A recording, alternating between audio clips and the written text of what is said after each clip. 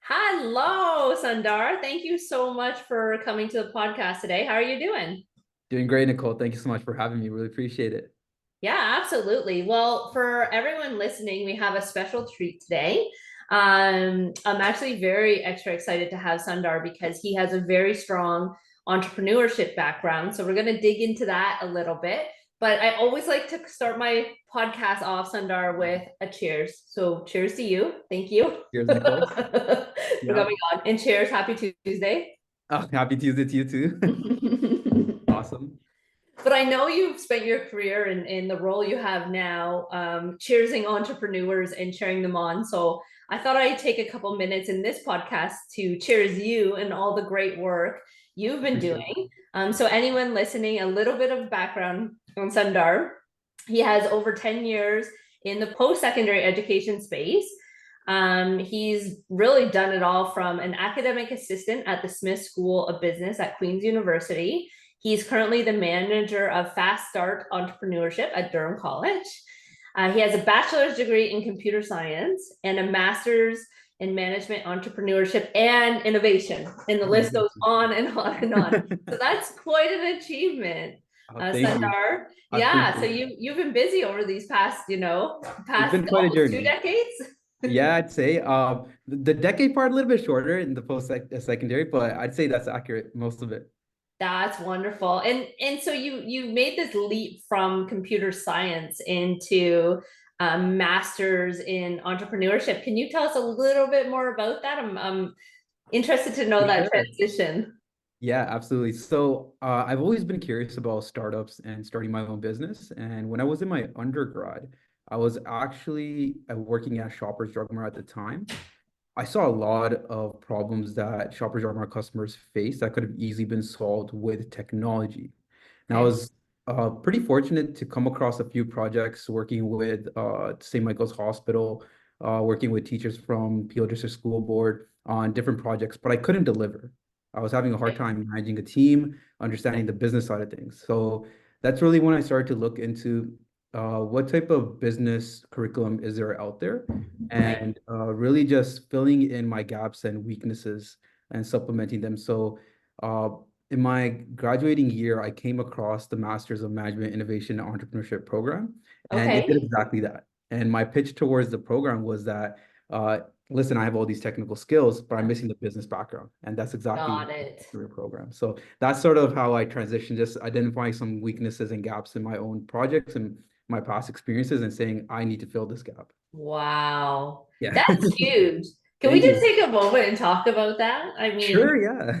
that's really how you know you have that, entrepreneurial kind of genes or spirit when, okay, you see a problem in the market, you want to be able to solve it, so you're going back to equip yourself with the skill sets you need to do that. So I'm interested to know, so what happened after your journey of getting your master's? Oh, so it's a 12-month program and Yep. it helps you bring an idea to the market in those 12 months. Yeah. And that's exactly what I did. As soon as I got into that master's program, I was able to launch out two businesses actually. Uh, Wow. One called Hero Hub, which connected charities and nonprofits to volunteers, and then Okay. the other one being Medikey, which helps local pharmacies set up their online store and accept digital prescriptions. That's amazing. And Yeah. for anyone listening, you know what those lineups are like Yeah. at Shoppers Drug Mart because you don't have your product. They get pretty long. Yeah. Well, congratulations. That's a huge achievement. I mean, I've been in the entrepreneur space for 7 years now, so I really can relate and understand what it takes to own a business and to run a business and all of that. So in light of entrepreneurship, Yeah. there's been a lot of changes in the industry. I'm sure you've heard a ton about artificial intelligence. You might have put some of it in your own company. So I'd love my first real question to you is, how do you see AI really impacting startups today? Oh, immensely. I think what the number one impact that will have is that a single person or a group of team of people will be able to do a lot more simply with the different tools that are available. So before where you'd have to hire a copywriter or you'd have to write or hire a content creator, you can use AI to generate different ideas and help you create different strategies. And really before you'd have to do a ton of research, find the right textbooks, find the right methodology, but now you simply prompt the AI with what problem you're having, and it'll generate a few solutions for your test out. So it just brings down the time to Yeah. produce different solutions immensely. And I'd say it's very advantageous for founders to use and really sort of utilize all these tools to bring their product to market up until they need it to. So I think it's great for early stage startup founders, even later on, and it's a huge impact. Oh, big time. And from your experience being in the entrepreneurship system, are you seeing a lot of these startups take advantage, or what percentage would you say? Well, I'd say a majority of them, a Yeah. strong majority, especially when it comes to content writing. A lot of Yeah. entrepreneurs, they get a lot of ideas in their head, have a hard time executing on all of them. So with AI, I see a lot of them creating a lot faster. I'd say Right. that the number one change that I've seen. I'm sure you, as an entrepreneur, has probably used AI in the past. Like everyone's used ChatGPT, so 10 minutes ago? Yeah. 100%, 100%. Like the last email. I Yeah. was actually this morning, I'm trying to do a marketing campaign on LinkedIn right now. Oh, And this nice. morning Yeah. I'm like, why am I using all my brain power? I'm just gonna Yeah. go and ask.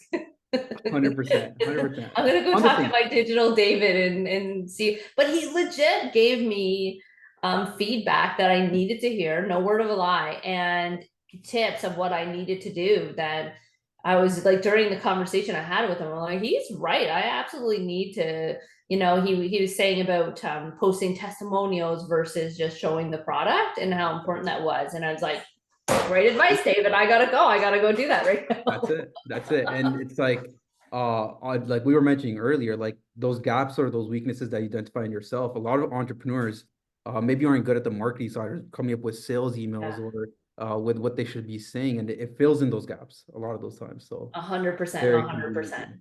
Yeah. Okay, so my next burning question for you is because I know you're working with entrepreneurs, what's the most exciting AI startup that you've seen? Well, a really cool one I'd say is Snap Smile. So SnapSmile basically uses AI where they're able to take a picture of your teeth and they're able to tell you early detection of what's going on. Now, I may be mixing that up with just plain old image detection and just comparing Yeah, images of existing diseases with healthy teeth. But I yeah. believe they do have some sort of AI application that helps them detect Wow. what it is exactly, which is super cool. So Wow. yeah, it's just amazing stuff in the space that's happening with AI. And the more we see AI develop, like there's just been a new release of text to video. So as we see more tools being released, I'm sure we're going to see a lot more innovation, a lot more products in the space. It's going to be amazing. Oh, absolutely. And when you think of like being able to take a picture of your teeth and like image it, then think where else that can go in the medical space from That's it. like imaging different moles on your body to detect if there's anything off there to even maybe x-rays. Maybe we'll see a lot of AI applications in the human eye versus AI detecting things early on. That's it. That's it. And Yeah. there's just so much potential for that. And if you don't mind me, Nicole, can I Yes. ask you about your entrepreneurial journey? Just Yeah, yeah, absolutely. We're gonna have some fun with my entrepreneurship in a second. I have yeah. I have a special series, but so my background is I spent 10 years in corporate training, so nothing to do with entrepreneurship whatsoever. And I'm terrified of public speaking. So I'm an extreme extrovert. I love talking. I can talk to you all night. And I joined Toastmasters to help myself kind of build the confidence to boost my career. And I that's when I got into using digital avatars to practice as a safe place to build my own confidence, but then see some data, how am I performing, how many ums I have, those sorts of things. Yeah. And from then it was so great for me that, we brought it out to students and I was able to witness a student. She was only like 15 years old, maybe Yeah. 16, She was at a private high school, newer to Canada, maybe here for a couple months, very little English, just adjusting. And at the time, it was in a VR headset, and she was doing a presentation to a group of, digital humans. And she spoke English the whole time. And the teacher was jumping up and down. And then that was the first time it was like, That is what amazing. happens? Yeah. So what Yeah. happens if we can create these safe places for people to practice difficult conversations, interviews, pitch practice, those sorts of things. So yeah, Yeah, so that was a start, and that was 7 years ago, which is wild. that is amazing. And like that keyword you just use, safe space. I feel Yeah, like AI does provide that because you don't feel the pressure as you do in front of a real human. That you might it's feel so true. judged, you might feel different about what you might use in terms of terminology, and in front of an AI, you don't have that fear. So 100%, 100% on board with that. Yeah. And you know what's wild is for me, and we're gonna go meet digital David in a second here. But Yeah. for me, it's insanely fun. Like Yeah. this morning, I legitimately look forward to jumping on and like using his computing power to give me answers. But it felt like it's one of those things you kind of have to do yourself, but you felt you felt like you were talking to a person, but you, like you're saying, you know it's not real. So then it creates that safe place to talk about Yeah. anything. I was asking for birthday party ideas. There you go. Yeah. Yeah. Yeah. So, but well, that leads me to part two of our series. So talk about fun. I like to have some fun in this podcast. So we're gonna go in this series with some music. Okay.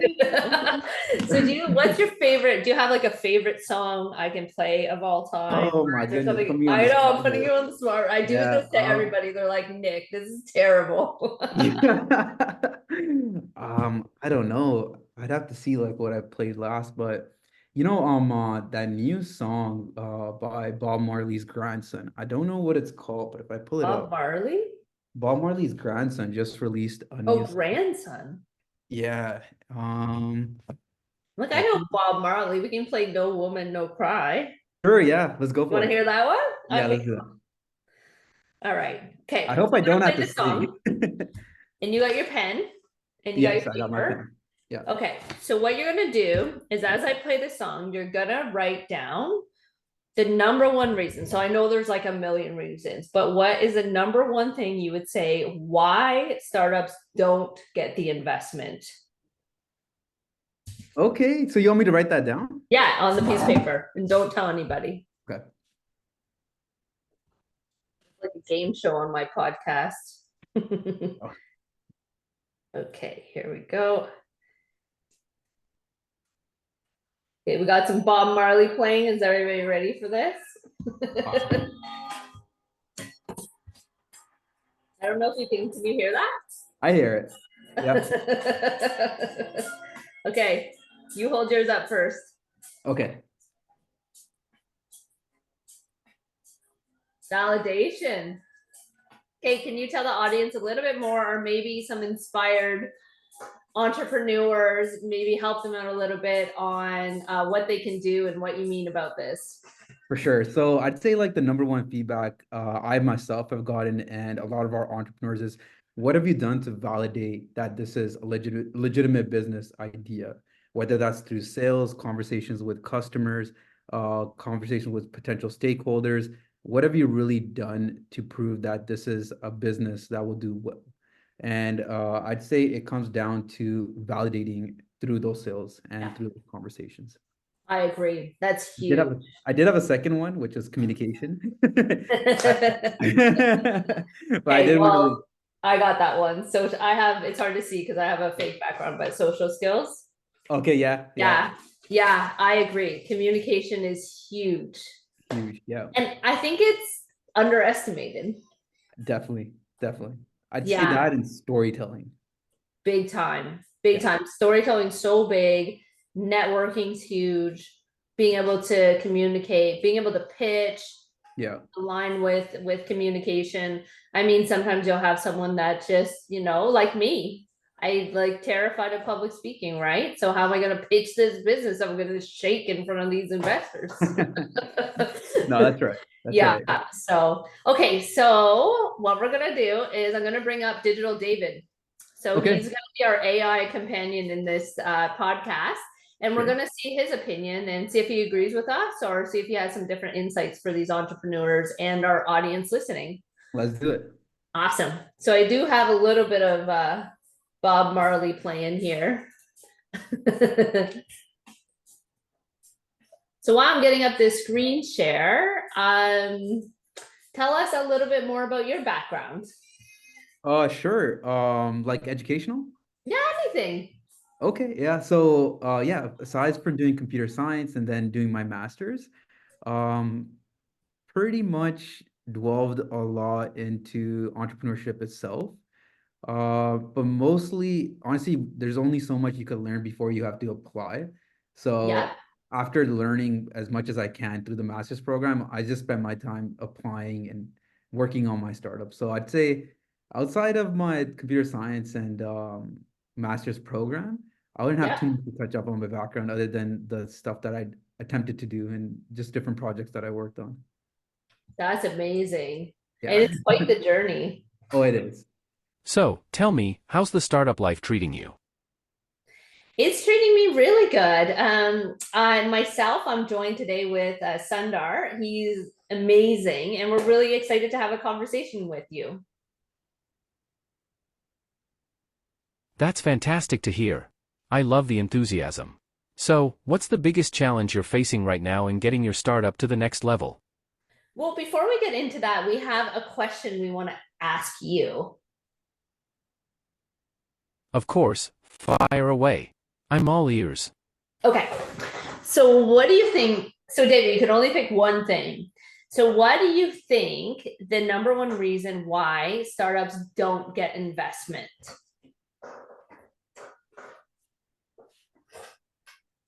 Ah, the million-dollar question. I'd say it's all about the story. Investors want to see a compelling narrative that makes them excited to be a part of your journey. What do you think? Sundar, what do you think? I think that's amazing. Point on. Glad to hear you agree. So, what's your startup story? What's the heart of your narrative that you're sharing with potential investors? So right now, David, our situation is we have you on a podcast and I've brought Sundar on. So we just want to ask you some questions. Is that okay? A podcast, huh? I feel like a celebrity now. Sure, I'm all in. Shoot your questions, and I'll do my best to entertain. All right, Sundar, what do you want to ask David? I'd say what I'd like to ask is what would you suggest in terms of starting off a presentation for a startup that's seeking investment? Great question. I'd say start with a bang. Hook the investors from the get-go with a captivating opening that sets the stage for what's to come. What do you think, Sandhar? I think that's great. That's a great sort of suggestion. And what would you say, how do you think founders should structure their story going into a pitch? Ah, the art of storytelling. It's all about authenticity and passion. How do you want your story to come across? What's the vibe you're aiming for in your pitch? Awesome. And I agree with that. Do you have, so for anyone listening to this podcast that might be an entrepreneur, do you have, I mean, I feel like social media is where it's at now, where you see a lot of, word of mouth spreading through TikTok and Instagram and LinkedIn. Do you have any advice for entrepreneurs starting to maybe like start telling their story? Social media is definitely the place to be. Have you thought about how you want to leverage these platforms to share your startup story? No, but we're hoping for any listeners that we could give them some advice. Do you have any advice? Got it. What's the main message you want to convey to potential listeners? Let's brainstorm some ideas together. Well, depending on the startup and if it's a story, I think the main message would be like the passion and drive behind the problem that they're solving. What do you think, Sundar? I think that's perfect. If we can get that across, that's something that would be the main objective behind it. Absolutely, passion and purpose are key ingredients. How do you plan to communicate that effectively to your audience? Well, how would an entrepreneur effectively communicate it? Do you have any tips? Great question. How about using personal anecdotes, testimonials, or even behind the scenes glimpses to bring your startup's journey to life? What are your thoughts on that approach? Sundar, what do you think? I think that's pretty good. Could you give us like a format that we could follow for storytelling? Absolutely, happy to help. Do you have a specific format in mind, or would you like me to suggest one? Could you suggest one, please?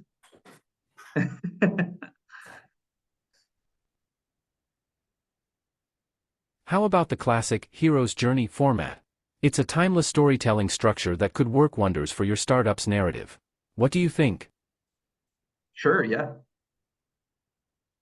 I love that. And maybe that's where we can finalize a podcast. I think part of it, so for anyone listening, we heard the storytelling, we heard how important communication is. Those factors are and making sure you're validating, your business and what you're doing. Do you have any well, two things. Do you have any inspiring stories, Sundar? And then the second thing is, do you have any personal entrepreneurship stories that you'd love to share? I have a lot of really good ones, so you must have Yeah. at least one. I'd say, well, what I'd say about my entrepreneur journey is that we uh, start off with always falling in love with a problem instead of falling in love with the solution. I feel like as entrepreneurs, we fall in love with the solution and get caught up with it, but we need to go back and think about what problem are we solving. I feel like that's something that's helped me a lot and something that resonates a lot with the entrepreneurs we help. Um, that's also helped in our storytelling for a lot of the pitch competitions we've won. We never won like our first few pitch competitions or grants that we've written, but we went on. I'd say like the first 5 or 6 pitches or grant applications that we went for, we didn't get through. But then we won $45,000 in our next few. So it's like you got to learn the process and figure out what people are looking for and what your message is. And when you do find that, not only are you able to win those competitions, you figure out which ones are aligned to the things that we're doing. Um, Yeah. it's about finding that synergy between the initiative and what you're doing. So I'd say that's probably one of the inspiring stories we had. I love that. And that's such a great tip for any listeners to take away. I feel like you need that passion to solve the problem. Otherwise, like you said, That's you're it. just having a solution, but how passionate are you towards the actual problem, right? That's it. 100%. Yeah. I always heard my biggest thing was before like getting investment or anything, get someone to buy your product. Like just see if someone would actually, and it depends what type of project you have, right? Yep. Some products have, if it's in the medical space, it's a different situation. But see if you find some customers, and once you get the first customer pay, then you can get the second customer, and then once you have 3 customers, you're good. You can That's kind of it. expand, and that was so helpful because if you're offering something valuable enough that someone's going to pay for, and Yep. then it's not luck. Yeah. And do you have any stories or any interesting stories before that you think the listeners would love to hear that might be motivational? Or just Uh, lessons, being an entrepreneur isn't all, roses. Like it's a lot of hard work, it's a lot of hustle, there's a lot of ups and downs, there's a lot of emotion to it. Is there, anything on experiences on the other side you wanted to share with someone that might be feeling like they can't do it? sure. I'd say, well, one of the stories we have with Medikey is um, our ability to be creative in the way that we reach out to support groups. So one of the things that happened during the pandemic was a lot of the incubators were changing from in person to online. Okay. So what we did was we wanted to basically um, raise funding out non-equitable funding. And Okay. what we did was we saw, because there's a lot of incubators going online, we'd like to utilize these support groups to go into different regions. So we Yeah. know each region has their own incubator center. Yeah. So what we did was we sort of found what is our fit with the regional incubator centers, and how can we utilize them to maybe attend pitch competitions and go Yeah. to different grant applications. So we did that, and that's really around the time that we Um, raised a ton of money. And yeah, we won a pitch competition, also a grant going into an incubation program. So just being creative is very important. And like a lot of people saw it as a disadvantage of everything going online, but we switched it around and turned it into an took advantage. advantage. Yeah, Yeah. And that's how you survive, right? If you have a business that, thrives not online, you have to be an entrepreneur and that's make it it. work, and because it's not going to change, right? No, So no. you have to learn to work with it and make, otherwise, what choice do you have? Yeah, 100%. No, that's Yeah, that's really insightful. I haven't shared this story before online, but I think it would be a good time. We're having a good chat. So, yeah. when we first started, we entered a pitch contest. It was in the Ivy League school pitch contest, so it was a really big deal, and it was downtown at the Telecenter. So this is like 7 years ago, 6 years ago, Okay. like around Yeah. that time. And so we're, two of the founders, one was, at home coding, and the other two went to the pitch contest, super excited. I think I was fairly dressed up nice. We Yeah. got to the floor, and no word of a lie, the elevator, I'll never forget, the elevator opened, and they said that they asked if we were on the right floor. And which I was dressed up. I don't know what, Yeah. at the time we had like VR equipment with us. So we think maybe they had thought that, but we were bringing the equipment because if anyone wanted to, we were in the mindset, if anyone would look at our stuff, then that's great. 100%. So me and my co-founder at the time, there was so this was a Canadian wide competition. The room was packed, and we thought, well, we might as well have a good time. If we're on the wrong floor, then and long story short, fast forward to the awards, and they had in stage come up and all these other massive companies. And the guy next to me looked at me and said, "You're gonna win this." I said, "There's no way. Like, they just Yeah. told us we were on the wrong floor. We're in Telus downtown. There's absolutely no way." And sure enough, we won the Wow. entire Ivy pitch contest for Canada. That is And, amazing. it was incredible. We got up, and I was like waving like the queen on the stage to leave. Yeah. But the moral of the story is that you're never on the wrong floor, and believe in what you do, and don't underestimate, right? Don't 100%. underestimate what you're doing. And I'm sure you can relate to this. You're going to have lots of customers, and I still have customers to this day that it's a no because it doesn't match. They don't, it's nothing to do with you. They don't have enough of a need for it at the time. And there's ups and downs, but there's more ups and downs, and that's just part of the entrepreneurship journey. So for anyone that might be listening and that you got to know today or know this week, don't get discouraged by that. Just keep going, keep iterating, keep changing. And kind of to your point, if you have to even make as big of changes to go online and make it work, then those are the moves you have to make. That's it. 100% agree. Super important what you just said. Yeah, big time. Okay, well, I wanted to thank you for coming on. It's been amazing to have you here. Is there any way anyone want to reach out to you and learn a little bit more about your entrepreneurship program? How do they get a hold of you? Do they LinkedIn message you, or where can they find you? Yeah, LinkedIn is probably the best way. So if you search up my name, Sundar Manku, you'll see me. There's not a lot of Sundar Manku, so it won't be hard to find. Okay, But yeah, great. just search me up on LinkedIn and shoot me a message there. Awesome. Okay, well, thank you so much for coming on, Thank you, and Nicole. great job, and congrats on all your Appreciate it. success. Thank you so much. Really appreciate it, Nicole. Thanks.